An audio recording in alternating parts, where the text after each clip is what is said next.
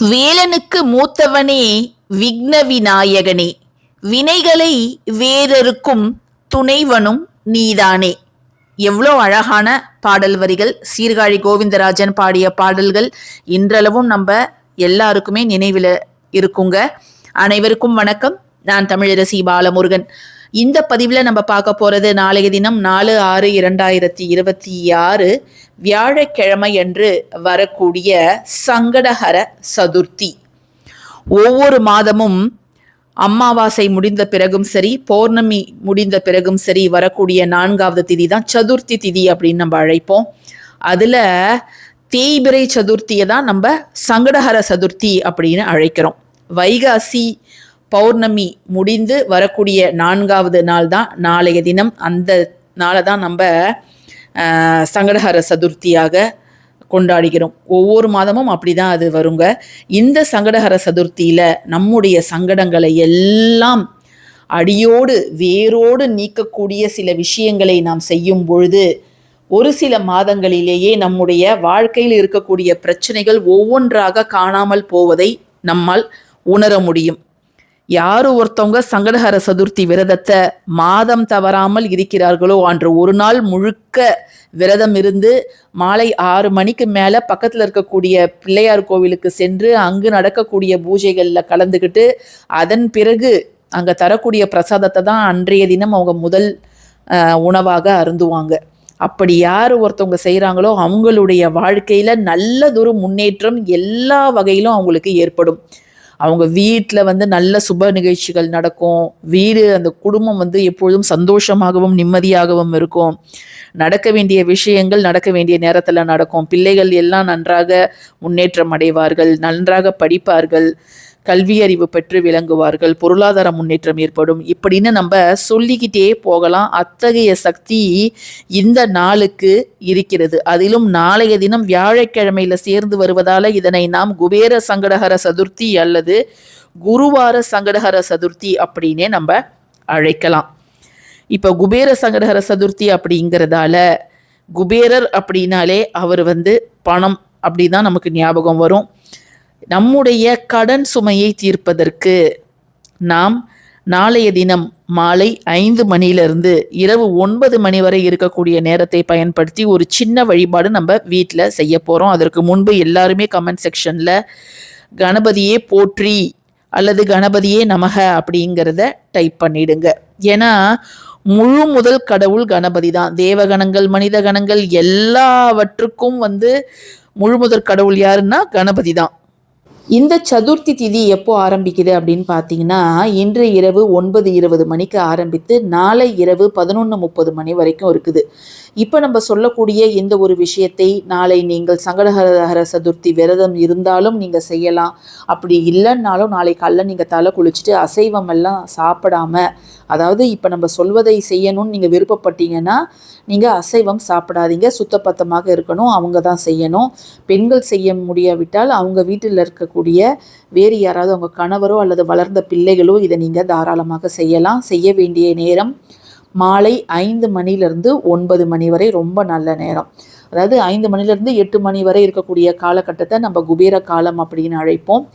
8 to 9 குருஹோரை. So 2 நேரமுமே ரொம்ப ரொம்ப சூப்பரான நேரம். இதற்கு தேவையான ஒரு பொருள் என்ன அப்படின்னு பார்த்தீங்கன்னா, வெறும் ஒரே ஒரு 5 ரூபாய் நாணயம். ஏன்னா குபேரருக்கு உகந்தது எண் 5. அது மட்டும் இல்லாமல் நாராயணனுக்கும் உரியது அந்த எண் 5. ஸோ அதனால் 5 ரூபாய் நாணயத்தை நீங்கள் எடுத்துக்கோங்க.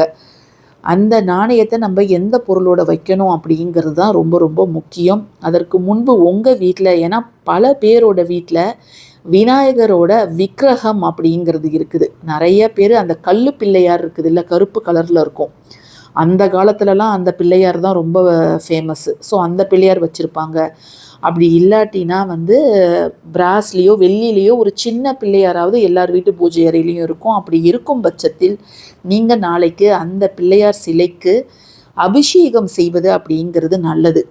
அட்லீஸ்ட் பன்னீர், பால், தேன் இந்த 3 பொருள்கள் அல்லது வேறு ஏதாவது சந்தனம் அதை மாதிரி நீங்கள் அபிஷேகம் செய்யுங்க. ஏன்னு கேட்டிங்கன்னா, நம்ம அவருக்கு உரிய திதிகளில் நம்ம அபிஷேகம் செய்து வழிபாடு பண்ணும்போது தான் அந்த சிலைகளுக்கு அதிக சக்தி, அந்த தெய்வீகம் அப்படிங்கிறது கிடைக்கும். நம்ம எதுவுமே செய்யாத நம்ம பூஜை அறையில் சும்மாவே ஒரு சிலையை வச்சுருந்தோன்னா அது நாம் ஒரு பாவத்தை செய்வதற்கு சமம். அதே போல் நாளை மாலை வியாழக்கிழமை அப்படிங்கிறதால நீங்கள் குபேர தீபம் ஏற்றலாம். அல்லது விநாயகருக்கு உரிய அச்சு வெல்ல தீபம், அச்சு வெல்லம்னு இப்போ கடையிலலாம் இருக்குது இல்லையா, அந்த தீபத்தை ஏற்றலாம். அல்லது நீங்கள் வெள்ளருக்கு இலை மேல் தீபம் ஏற்றுவது, சாதாரணமாக அகல் விளக்கு வைத்து தீபம் ஏற்றுவதும் நல்லது தாங்க. அல்லது நீங்கள் விநாயகருக்கு வாழைப்பழ தீபம் கூட ஏற்றலாம். ஏன்னா சதுர்த்தி தினங்களில் வாழைப்பழ தீபம் விநாயகருக்கு தாராளமாக ஏற்றலாம். அதாவது 2 வாழைப்பழம் எடுத்துக்கணும். அந்த மைய பகுதியில் நீங்கள் ஒரு கொஞ்சம் இடத்த ரெடி பண்ணி அதில் நெய்யோ நல்லெண்ணெய்யோ விட்டு நீங்கள் தீபம் ஏற்றுவது அப்படிங்கிறது நல்லது. அப்படி இல்லைன்னா கூட நீங்கள் நெல்லிக்கனி தீபம் நாளை ஏற்றுவது அப்படிங்கிறது சிறப்பு. நெல்லிக்கனி தீபம் இழந்தவற்றை நாம் மறுபடியும் பெறுவதற்கு நம்ம நெல்லிக்கனி தீபம் 2 நெல்லிக்கனிகளை பெரிய நெல்லிக்காய் எடுத்துக்கிட்டு நம்ம தீபம் ஏற்றலாம். ஏதாவது ஒரு தீபத்தை நாளைக்கு நீங்கள் ஏற்றுங்க. காமாட்சி அம்மன் விளக்கு, கஜலட்சுமி அம்மன் விளக்கை தவிர்த்து நாளைக்கு குபேர சங்கடஹர சதுர்த்தி அப்படிங்கிறதால ஏதாவது ஒரு தீபம் நாம் ஏற்றுவது அப்படிங்கிறது நல்லது. இப்போ ஒரே ஒரு 5 ரூபாய் நாணயத்தை நம்ம எந்த பொருளோடு வைக்கணும் அப்படிங்கிறத இப்போ நம்ம பார்த்துடலாம் வாங்க. இந்த ஒரே ஒரு 5 ரூபாய் நாணயம் தாங்க உங்களுடைய பண கஷ்டத்தை தீர்த்து வைக்க போகிறது. அதே நேரத்தில் பல மடங்கு பணத்தை உங்களிடம் ஈர்த்து கொண்டு தரப்போகிறது. இந்த ஒரு 5 ரூபாய் எடுத்துக்கோங்க. பழசோ புதுசோ எது வேணாலும் நீங்கள் எடுத்துக்கலாம்.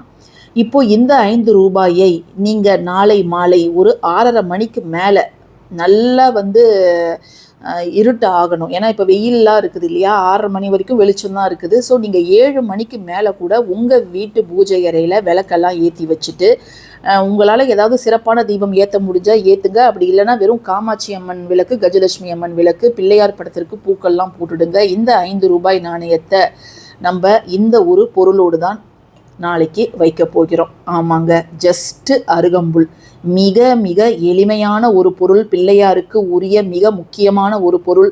நம்ம வீட்டுக்கு வெளியில் போனாலே ரோட்டில் 2 பக்கமும் அந்த செடி கொடிகள்லாம் முளைச்சிருக்கும்ல, அங்கே போனீங்கனாலே நீங்கள் இந்த அருகம்புல்லை எடுத்துடலாம். இந்த அருகம்புல்லோடு இந்த ரூபாய் நாணயத்தை வைத்து ஓம் கம் கணபதியே நமக அப்படிங்கிற அந்த மந்திரத்தை உங்களால் எவ்வளவு முறை உச்சரிக்க முடியுமோ, குறைந்தது 27, 54 அல்லது 108 முறை நீங்கள் உச்சரிங்க.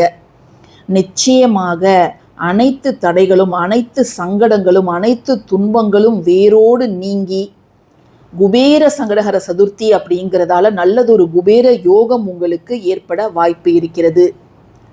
நம்ம கிட்ட பணம் நிறைய சேராவிட்டாலும் கூட இருக்கின்ற பணம் வீண் விரைய வழியில் செலவாகாமல் இருக்கும். நிறைய சின்ன சின்ன முதலீடுகள், ஒரு எஃப்டி கட்டுவோம், ஒரு நகைச்சீட்டு கட்டுவோம், இல்லை ஒரு பேங்க்கில் போய் ஒரு அக்கௌண்ட் ஓப்பன் பண்ணி நம்ம நிறைய திட்டங்கள் இருக்குது, அதில் ஏதாவது ஒன்றுத்தை ஆரம்பிக்கலாம். நாளைக்கு வியாழக்கிழமை அப்படிங்கிறதால புது முதலீடுகள் நாளைக்கு நீங்கள் விநாயகரை வேண்டி செய்யுங்க. நிச்சயமாக நல்ல பலன் கிடைக்குங்க. ஸோ இந்த பதிவு பிடிச்சிருந்ததுன்னா கட்டாயமாக லைக் பண்ணுங்கள், ஷேர் பண்ணுங்கள், நம்ம சேனலுக்கு சப்ஸ்கிரைப் பண்ணுங்கள். இந்த 5 ரூபாய் நாணயத்தை நீங்கள் பணம் சேர்த்து வைக்கக்கூடிய இடத்துல வச்சுடுங்க. அருகம்புல்லை நீங்கள் காய்ந்ததுக்கு பிறகு 3 நாட்களோ அல்லது 5 நாட்களோ அதன் பிறகு நீங்கள் எடுத்து கால்படாத இடத்துல போட்டுடலாம். நன்றிங்க.